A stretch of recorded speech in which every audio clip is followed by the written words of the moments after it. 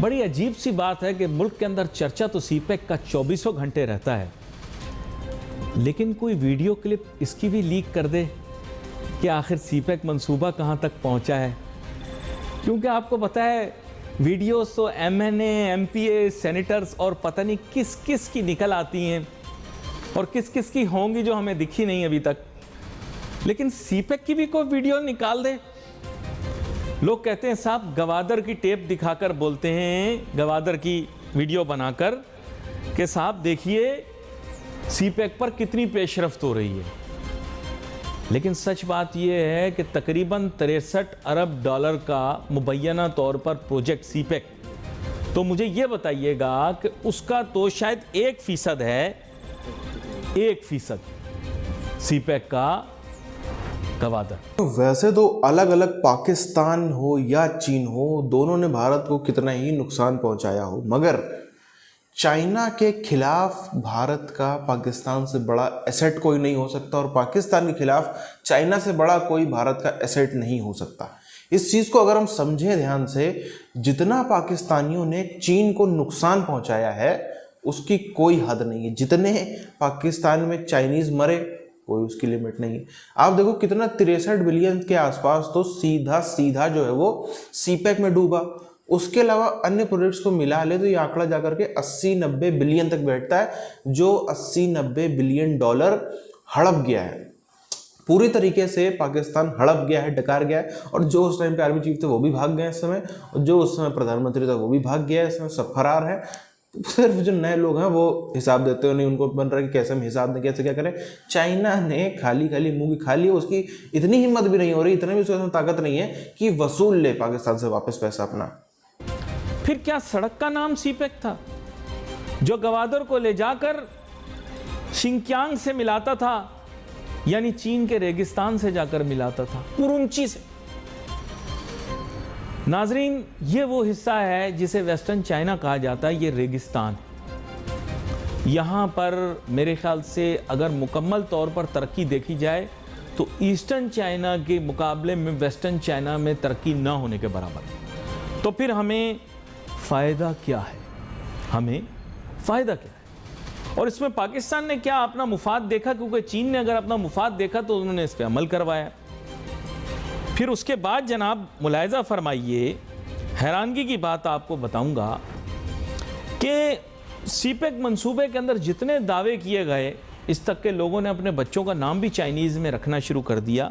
अब माशाल्लाह जिस वो पावर स्ट्रिंग से बोलते हैं फिर आगे उतने एग्रेसिव होने की गुंजाइश नहीं रहती। तो 1% को दिखाकर बाकी 99% की भी कोई क्लिप बना दो, कोई वीडियो लीक कर दो, हमें पता लग जाए मामला कहाँ तक पहुँचे। काजी साहिबान को भी चाइनीज़ सीख लेनी चाहिए थी, क्योंकि हमें तो ये कहा गया था कि भाई उनसे शादियाँ भी हो जाएंगी। चिंटू भी सीख रहा था चाइनीज़, कह रहा था मेरी भी हो जाएगी। तो बात यह है कि फिर मामला कहाँ गया, किधर गया?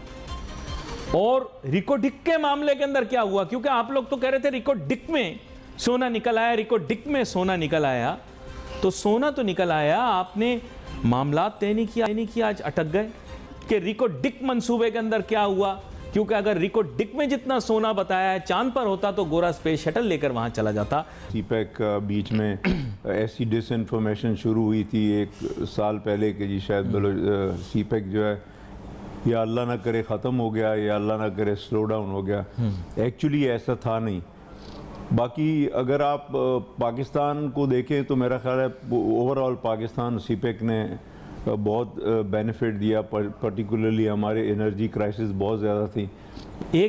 एक शहरी जिसका ताल्लुक सूबा बलूचिस्तान से, देखिए सिंध में से गैस निकलती है तो यहाँ पर हर आदमी आके बोलता है कि साहब ये गैस तो मेजॉरिटी सिंध से निकलती है, और जनाब हर चीज़ पर क्लेम डालते हैं। आपके ताजिर सनतकार हैं, जब जनाबे वाला टैक्स की बात आती है तो कराची के सारे ताजिर सनतकार कहते हैं कि साहब टैक्स तो हम देते हैं, तो 65% हम देते हैं। तो क्या एक बलूचिस्तान का शहरी भी दिल में ये सोचता होगा कि गवादर भी बलूचिस्तान की ही हुदूद के अंदर आता है, तो उसके अंदर जितनी मंसूबे या जितनी भी तरक्की हो रही हो उसके अल्टीमेट बेनिफिशरीज़ वो खुद हों। बलूचिस्तान का जहाँ तक ताल्लुक़ है, जो 47% इस कंट्री का है, तो आप सीपेक का अगर उसके बारे में मेरे से पूछेंगे तो मेरे पास इतना ज़्यादा नहीं है कि मैं बताऊं, हालांकि मेरा सब्जेक्ट है। वहाँ ग्वादर पोर्ट, हपको पावर प्रोजेक्ट, इनके अलावा कोई खातिर खा प्रोजेक्ट नहीं आया। यस, नहीं आए हैं। प्लाटों के कितने प्रोजेक्ट हैं, सुबह शाम गवादर में प्लाट बिक रहे थे। ये तो फिर देखें, वो डाउन स्ट्रीम अगर आप उसमें लें तो वो आप उसको डिस्कस कर सकते हैं।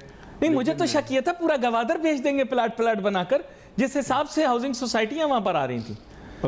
अभी तक किसी भी हाउसिंग स्कीम ने जो commercial level on the ground activity करनी चाहिए वो नहीं की, और मैं समझता हूँ इसकी पूरी जिम्मेदार जो है वो सूबाई हुकूमत है।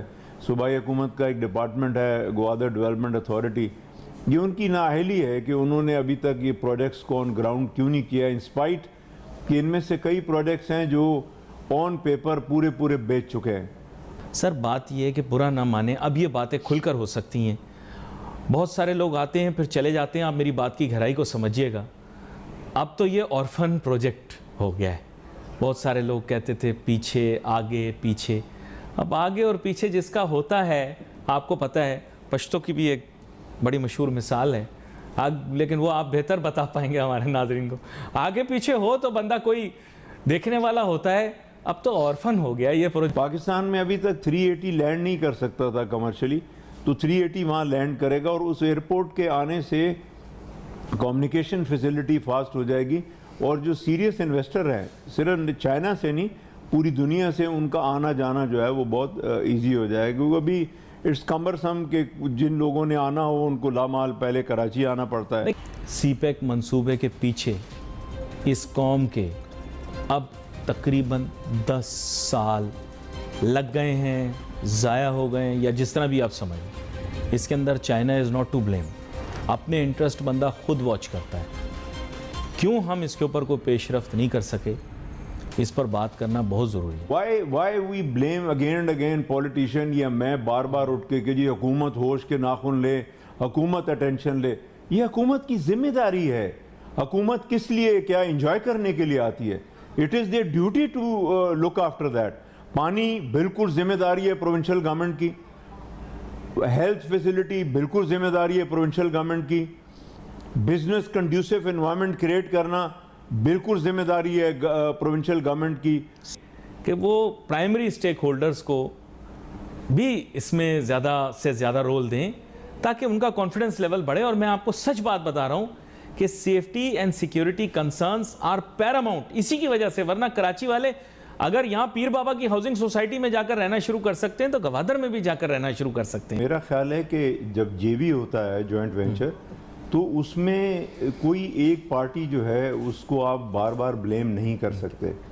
पाकिस्तानियों के क्या क्या अरमान थे। पाकिस्तान में एक तो सीपेक के किनारे पाकिस्तानी फौज ने बहुत ज़मीन बेच डाली। सपने ऐसे ऐसे दिखाए गए थे कि अरे बस अब तो देखो यहाँ से आप जो है वो आपकी ये ज़मीन जो है ये सोना उगलेगी, अभी खरीद डालो, अभी सस्ती है। 5 साल बाद जब यहाँ से हाईवे निकल जाएगा तब तुम ढूंढे नहीं मिलेगी, आप खाली लड़ते झगड़ते रह जाओगे, किसी को नहीं मिलने वाली। अब आप देखो क्या हुआ, उसका सबके सामने है नतीजा। जिस तरह से सीपेक, एक तो जैसा पाकिस्तान जैसे देश में सीपेक जैसा कोई प्रोजेक्ट आए ना, अगर ये उसमें 50% 60% काम भी कंप्लीट कर लेते तो ये चीख के दुनिया को बता रहे थे देखो हमारा इतना कुछ हो गया। सच्चाई यही है, पिछले कई महीनों से, बल्कि हम कह सकते हैं 1 साल से ऊपर से वो प्रोजेक्ट पूरी तरीके से बंद पड़ा हुआ है। पूरी तरीके से बंद पड़ा हुआ है। सवाल पूछे जाते हैं तो उसमें अलग अलग जो है वो जवाब दे देते हैं ये पाकिस्तानी फौज वाले। एक तरफ आप देखो वो प्रोजेक्ट आखिर हो भी कैसे पूरा। ज़्यादातर इलाके ग्रामीण क्षेत्र में आते हैं जहाँ से वो निकला है, स्वाभाविक सी बात है ग्रामीण क्षेत्र से ही ऐसे प्रोजेक्ट निकलते हैं।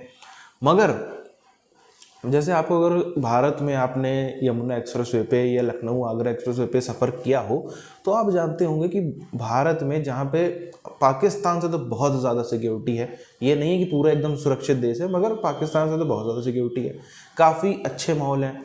उसके बाद भी यहाँ पे ऐसे ही कोई भी हमारे फौजियों को आकर गोली के मार के नहीं चलाते, यहाँ पे कोई भी आकर के ऐसे गुंडागर्दी करके नहीं चलाता जैसे वहाँ पे तालिबान करते। उसके बाद भी यहाँ पे एक्सप्रेसवे पे लोग रात में निकलने से कतराते हैं। क्यों करा था? रोशनी रोशनी में निकलना हो निकल जाओ, अंधेरा होने के बाद मत जाओ, वहाँ पे कोई भी चोरी चकारी हो सकती है। अब सर्दियों में लोग वहाँ जाने से कतराते हैं, ज़्यादा कोहरा हो तो वहाँ पे नहीं जाना है। अगर आप देखोगे ना तो 365 दिन में जो पूरा का पूरा टाइम है, अगर उसको 24 घंटे इंटू 24x365 करें हैं, मुश्किल से 40% ही वो टाइम ऐसा निकलता है जिसमें थोड़ा अच्छा ढंग का वहाँ पे वो चलता है। बाकी टाइम पे जनता अवॉइड करती, ज़्यादातर लोग जो हैं वो अवॉइड करते हैं कि भैया नहीं जाना है मुझ पर। पाकिस्तान जैसे देश में क्या निकल पाएंगे चाइनीज़? और चाइनीज़ को छोड़ देंगे वहाँ के तालिबानी, और बाकी जो तालिबानी वाले उन्हीं को छोड़ दो। 4-6 इनके पंजाब के, सिंध के, इधर उधर गांव देहात के लड़के हैं, वही एक एक लाठी लेकर के सस्ता एक तमंचा खरीद लाएंगे, वही ये बिजनेस बना लेंगे कि हमको यहाँ पे गाड़ियाँ रुकवानी है, जबरदस्ती चाइना से आया हुआ युआन लूटना है, ये करना है, वो करना है। क्या नहीं होगा? बिल्कुल ऐसा होगा। और चाइना को यहाँ पे मूर्ख माना जाएगा।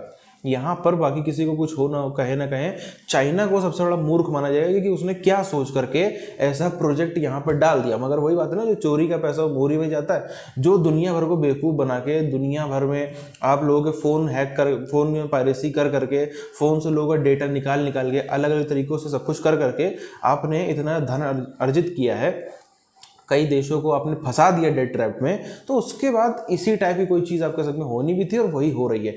अब ये जो 63 बिलियन है, जितना भी इसको मान लें, 80 बिलियन 60 बिलियन, अगर इनको 2 बिलियन 4 बिलियन भी चाइना में वापस ले जाता पाकिस्तान से निकलवा के, तो नाम बदलने वाली बात हो जाएगी। उनकी हिम्मत नहीं है कि वो पाकिस्तान से 2-4 बिलियन भी वसूल डालें।